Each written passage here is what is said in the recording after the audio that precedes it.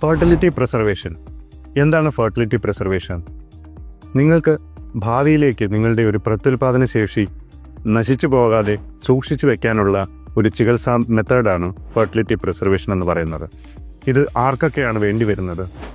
ഇത് പ്രധാനമായി 2 രീതിയിൽ ചെയ്തു വരുന്നുണ്ട്.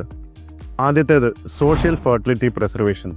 ജോലി കാര്യങ്ങൾക്കോ മറ്റ് ആവശ്യങ്ങൾക്കോമായി ഭാവിയിലേക്ക് പ്രഗ്നൻസി പോസ്റ്റ്പോൺ ചെയ്യുന്ന സ്ത്രീകൾക്ക് വേണ്ടിയിട്ട് എഗ് ഫ്രീസിംഗ് മുതലായ ചികിത്സകൾ ചെയ്യുന്നതിനെയാണ് സോഷ്യൽ ഫെർട്ടിലിറ്റി പ്രിസർവേഷൻ എന്ന് പറയുന്നത്. ഇനിയൊന്നുള്ളത് മെഡിക്കൽ ഫെർട്ടിലിറ്റി പ്രിസർവേഷനാണ്. ഏതെങ്കിലും രീതിയിലുള്ള അസുഖങ്ങൾ കൊണ്ടോ മറ്റ് ചികിത്സ കൊണ്ടോ ഭാവിയിലേക്ക് പ്രത്യുൽപാദന ശേഷിയിൽ കുറവ് വരാനോ ഒരുപക്ഷെ അത് നശിച്ചു പോകാനോ സാധ്യതയുള്ള പുരുഷനോ സ്ത്രീക്കോ അത് സംരക്ഷിച്ച് വയ്ക്കുവാനുള്ള ART ചികിത്സാ സമ്പ്രദായമാണ് മെഡിക്കൽ ഫെർട്ടിലിറ്റി പ്രിസർവേഷൻ. അതിന് ഒരു ഉത്തമ ഉദാഹരണം നിർഭാഗ്യവശാൽ ഒരു ക്യാൻസർ ബാധിതരായി തീരുന്ന ഒരു പുരുഷനോ സ്ത്രീക്കോ വേണ്ടിവരുന്ന ട്രീറ്റ്മെൻറ്റാണ്.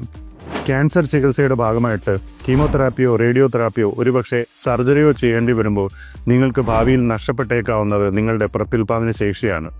ഇതിൽ നിന്നും നിങ്ങൾക്ക് ഒരു മോചനമാണ് ഫെർട്ടിലിറ്റി പ്രിസർവേഷൻ വഴി നിങ്ങളുടെ ബീജങ്ങൾ സൂക്ഷിച്ചു വയ്ക്കുന്നതും അണ്ഡങ്ങൾ ശേഖരിച്ച് ശീതീകരിച്ച് സൂക്ഷിച്ചു വയ്ക്കുന്നതും. മെഡിക്കൽ ഫെർട്ടിലിറ്റി പ്രിസർവേഷൻ എന്നത് ഇതുപോലെയുള്ള രോഗങ്ങളാൽ വലയുന്നവർക്ക് ഭാവിയിലേക്ക് അവരുടെ പ്രത്യുൽപാദന ശേഷി സംരക്ഷിച്ച് നിർത്തുവാനുള്ള ഏറ്റവും നല്ല മാർഗമാണ്.